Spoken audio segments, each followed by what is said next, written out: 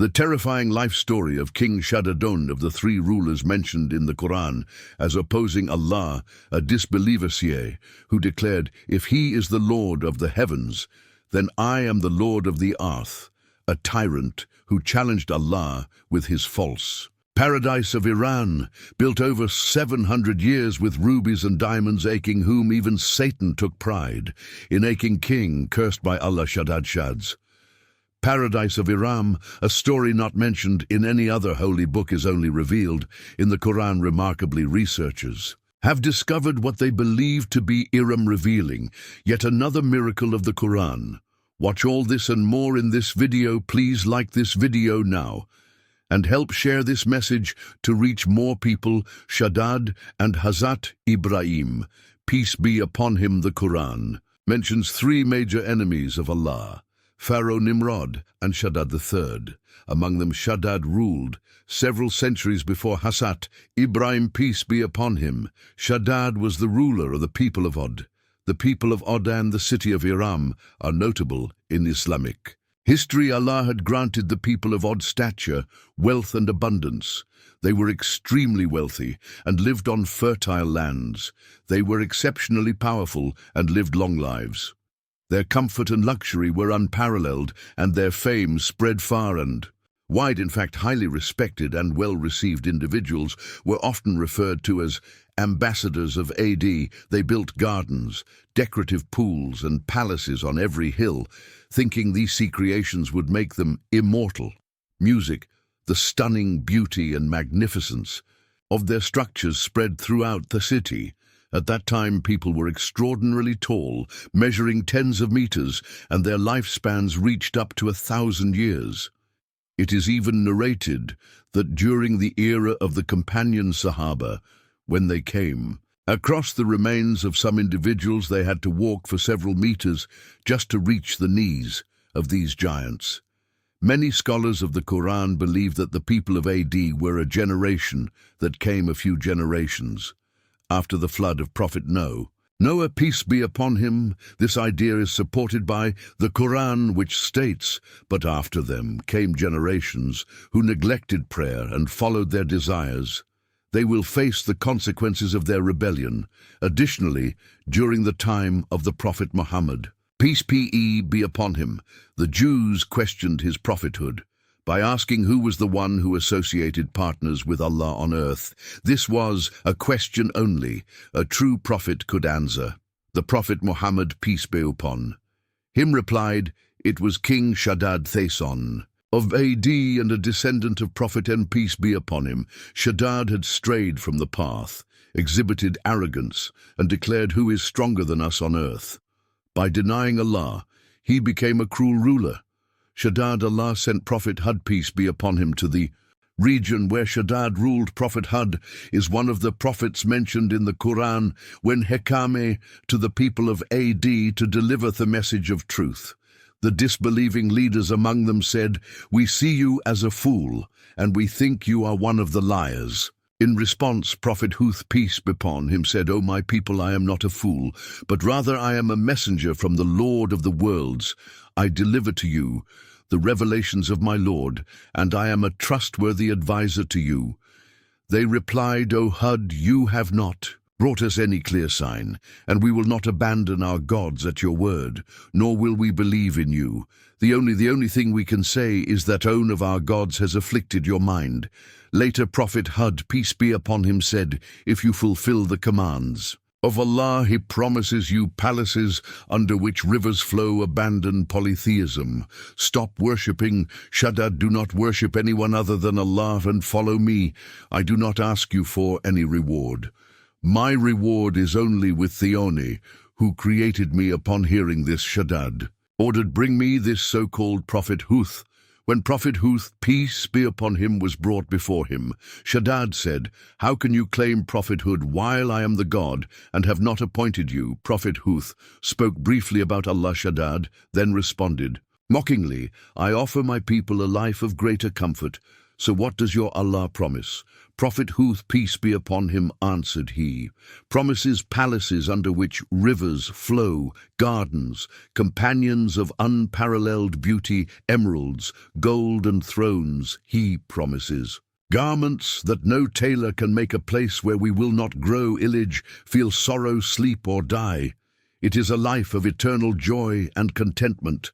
Shaddad said, if he promises palaces under which rivers flow, then he will build palaces with rivers flowing beneath. Then myself, following this, Shaddad gathered all the craftsmen and architects under his command.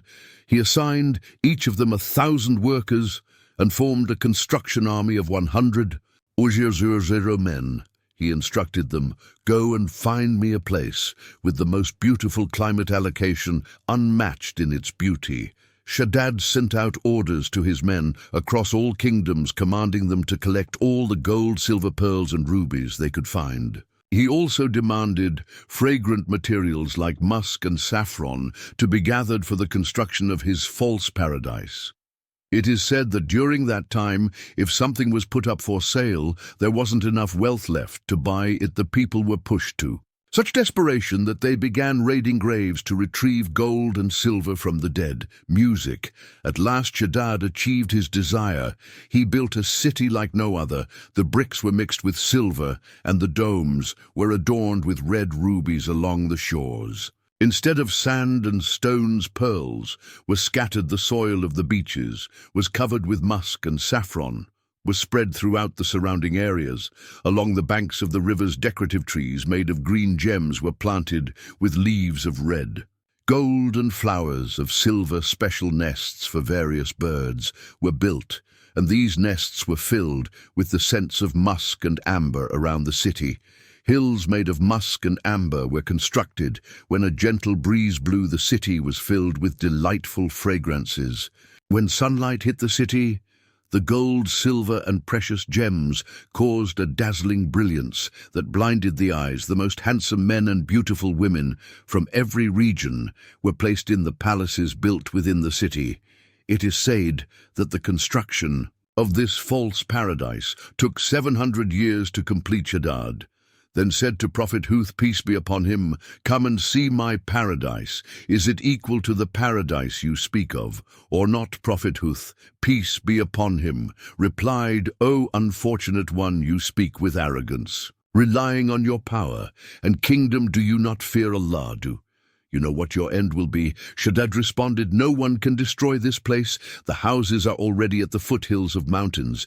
Because they draw strength from the mountains, they are far more robust and equipped to withstand any earthquake. Shaddad's ultimate goal was to make all the people of the earth submit to him. He wanted his saint statues to be worshipped and showed no mercy to those who disobeyed his commands, subjecting them to all forms of tyranny and oppression. He built the gardens of Iram of the pillars to rival Allahand, serve as an alternative to paradise. However, there was one thing he did not account for: death. Shaddad declared, no one can destroy this place if Allah has his paradise. Then Shaddad has the gardens of Iran, yet Shaddad would never be able to enjoy this city. The people of AD, growing increasingly defiant in response to Prophet Hud's peace be upon him message, became more aggressive and confident that their idols would protect them. They firmly believed in their absolute sovereignty, continually reassuring themselves by saying, we will never face any punishment. They mocked the faithful who accepted Prophet Hud's peace be upon him message, subjecting them to torture without hesitation and aiming to leave them to rot in prisons. With derision, they said, bring on the punishment you threaten us with. Shortly after, the signs of punishment began to appear. Rivers started to dry up and greenery turned yellow. The famous gardens of Iram, with their lush vineyards, vegetables, fruits, and other dazzling features, were gradually destroyed under the scorching drought. The parching heat consumed the land, and those mighty, strong-built people were reduced to begging for a sip of water and a slice of bread. At this point, Prophet Hud, peace be upon him, once again attempted to deliver the message, and if you turn away now, what more can I say? I have conveyed to you what I was sent with. My Lord will replace you with another. People, and you cannot harm Allah in the slightest. Indeed, my Lord is the protector of all things. Yet the people of AD refuse to abandon their worship of Shaddad. Every prophet has a final prayer, and when Prophet Huth, peace be upon him, knew the way, it was time for him to make his last supplication. He prayed to his Lord, "O Allah, destroy this people place. A distance between me and them. I have delivered your message, but they did not listen to me." The punishment for the people became inevitable. The Qur'an describes, they behaved arrogantly on earth and said, "Who is stronger than us?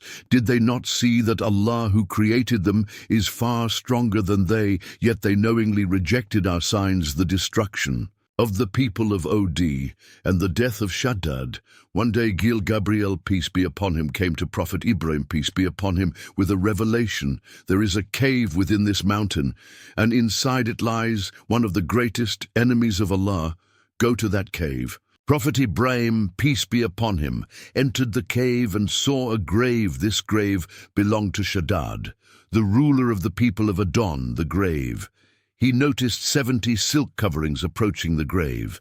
He saw one epitaph written by Shaddad himself. The inscription read, "Take a lesson from me, O those who are proud of their long lives, O those who believe in their grandeur and strength, O those who rely on their wealth and armies, know that I am Shaddad, the son of Od. I used to rely on my power and wealth. I thought the world belonged to me. The rulers of the world would submit to my command out of fear. Huth, peace be upon him, came and found us. Immersed in arrogance, he called us to his religion. But we trusted in our strength and dismissed his words, rebelled against him. In the end, a mighty wrath descended from the heavens and destroyed my army. And me, look at my state and take a lesson from me. The people of Ad and Shaddad were destroyed within 7 to 8 days by violence and hurricanes and storms. Following the curse of Prophet Huth, peace be upon him, the angel Michael, peace be upon him, knows the exact measure of rain that falls or the intensity of winds in every place. Yet on that day, the hurricanes and winds sent to the people of Od were beyond the calculation of the angels. Only Allah knew their force. These mighty people, over 40 meters tall, buried their feet deep into the ground to avoid being swept away by the storm. Yet Allah, to demonstrate his power, destroyed them by hurling their enormous bodies back and forth, with the raging winds leaving no trace of their defiance. Shaddad played the leading role in one of history's greatest destructions. In reality, he and his people were facing the worldly consequences of their arrogance and defiance against Allah. The Qur'an describes this event as follows: it left nothing it came upon without reducing it to ruins, blowing it away like ashes when they saw it advancing towards their valleys. They said, "This is a cloud bringing us rain." No, it is what you sought to hasten a wind containing. O painful punishment, Allah imposed it upon them for 7 nights and 8 days in succession.